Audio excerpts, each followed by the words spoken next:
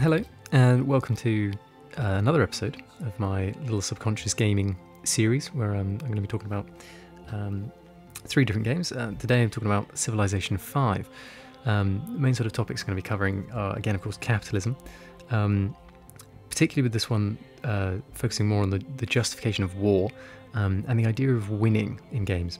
So I'll start off by just talking a little bit about it. So Civilization 5 has a capitalist regime and structure.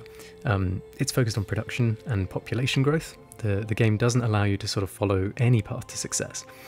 There is this sort of hidden formula that propagates production and population growth in order to support this sort of high-tech elite, which you are. Winning the game without doing so is almost impossible. So everything is quantified. Things cost money, people, work, or time. They have a number of turns in which things will be created, a number of resources they'll take to build, and the people and time sort of required to build them. These things will cost money, but ultimately they'll contribute in some sort of numerical way to your victory. And there's multiple victory conditions at the end of the game, but I'll get onto those later. So this is particularly interesting, I think, already, because the game seeks to simulate a sort of broad range of civilizations. As you just saw me scrolling there are a multitude of civilizations you can play, ranging in different sort of times, ideologies, and cultures. For example, I'm going to play here as Washington, America, and we'll be starting in something like 4000 BC, which, of course, the civilization of Northern America, modern Northern America, didn't exist until late 1700s. It's bad history of me. Anyway, I should know that. So however, all these ideologies and civilizations, even the Maya are in there, things like that, with their long count calendar, they all adhere to the same capitalist structure that's sort of fundamental to the game. So despite the fact you can play these other cultures and sort of social systems, they're deeply rooted and forced into the sort of same avenues that the game wants you to play as. In many ways, the game does attempt to at least reflect some of the realities of the West. So people demand things that they need to survive. You have to grow your city, future civilization, in order to sort of gain access to resources such as food and productive means like stone, horses, iron, oil, etc. As well as luxuries like gold, silk, spices, diamonds. One I'm going to start with here is salt, lots of salt, and I'm going to spend a few minutes just sort of setting up the game. I'm going to show you sort of some early, mid and late game footage, but you can just watch it in the background as something pretty to sort of stare at, and I apologise for the quality as well, it didn't upload very well. But also there's sort of political and cultural ideals which you have to be fulfilled, and you do this through your sort of technological progression, cultural policies, and the generation of happiness. And this is one of the biggest things I want to talk about in this game, so I'm going to do that now. So happiness, as you'll see on the screen here in the top, I've got 5 smiley faces, which is basically 5 happiness points. Happiness in Civ 5 is, like everything, turned into a commodity, which I think is really interesting and has a deeply sort of social controversy. So your happiness is a numerical value in the game that accumulates each turn, and it's based on your population, more or less. So more people will mean less happy, with the implication that there's sort of less to go around, so people will be more unhappy. And this can be combated in the game by the sort of policies you adopt and the buildings you build, which generate happiness points.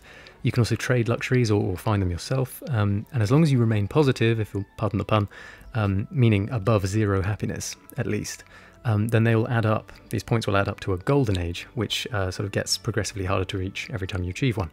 So this golden age, as it's called, effectively makes your costs cheaper and your profits larger for a few turns. So it's sort of implying that everyone in your civilization is so happy that they'll work harder for less money for a few turns, which is really just a massive oversimplification of life and society, and it's sort of implying you can keep people happy with luxuries and materialistic things, and then they'll work harder for you. Alternatively, if you go into negative happiness in the game, your citizens will work slower and be in a state of discontent. You'll enter sort of a slow spiral towards revolt and civil war. I'm just showing you in the background here the tech tree, which I'm going to talk about later.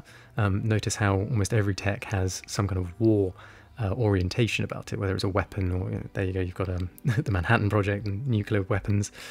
But anyway, back to the happiness thing.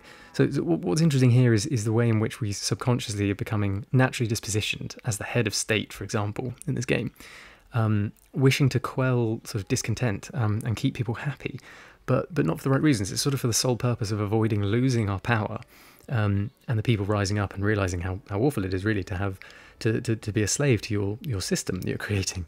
And the connotations here are ironically reflective of the Western ideology.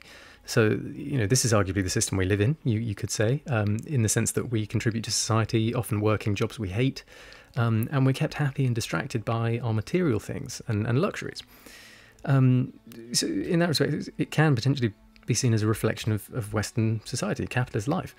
However, the way it's portrayed in the game is as a disdain and fear of the sort of Eastern or communist ideology.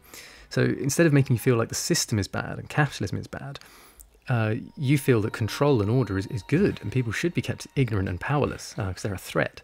And this is all because it benefits you. You're placed as the supreme, unelected, I might add, dictator of your civilization. And through this position, you sort of naturally side with the ruling elite mentality.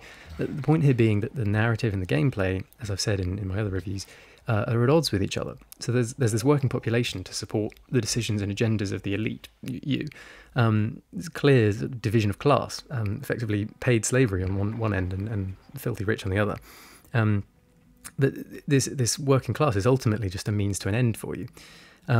And there is always an end. The sort of victory conditions demand you beat everybody else in this game.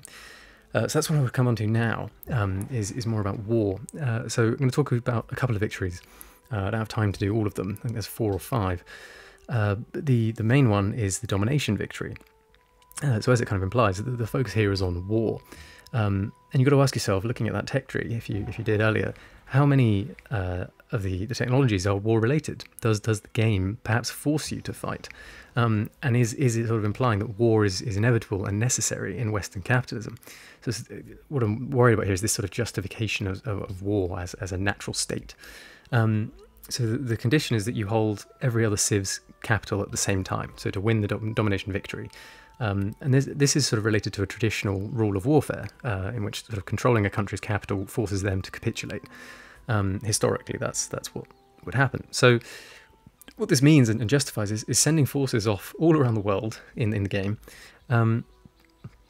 even to the countries that may not have ever caused you a problem in the game, even your allies and friendly civs, which is where it starts to get even more worrying. And you invade their territory, attack their capital city, and capture it to win the game. You have to hold everyone else's, including your own. So it completely ignores the fact that this may not last. It would be almost impossible to hold these territories, as the entire country would then work to fight back and kick you out. So it's all based on these old traditional war methods and the capitalist structure that entitles you to declare yourself world leader through domination. And note that you can never fully ally with anybody at any point in the game. So once you start on the path to domination, to win the game that way, you're forced to destroy every other player in the game by taking their capital. So there's no possible way to sort of befriend another civ. You will have to kill everyone if you're going to go down that route. So it's sort of a one-way system. We only have to look at sort of recent history to know that this is completely ridiculous. Vietnam, Iraq, Afghanistan, etc. All of these sort of military invasions lacked the same thing, an agreed resolution. So the West make sort of their version of victory, but unless both sides agree to that, then the conflict is not resolved through war.